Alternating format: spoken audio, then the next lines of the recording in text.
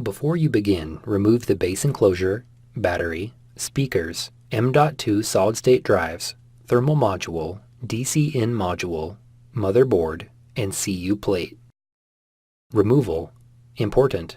Make careful note of the routing of the wireless antenna and display panel cables for later replacement. Remove the wireless antenna cables from the routing channel on the top cover.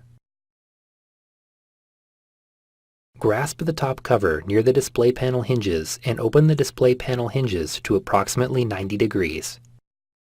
While supporting the top cover, remove the 6 4.5mm P1 Phillips head screws that secure the left and right display panel hinges to the top cover. Slide the top cover off of the display panel hinges and remove. Note: before installing a new top cover, remove all components from the old top cover and install them onto the new top cover. Reverse this procedure to install the display panel assembly or top cover. Thanks for watching.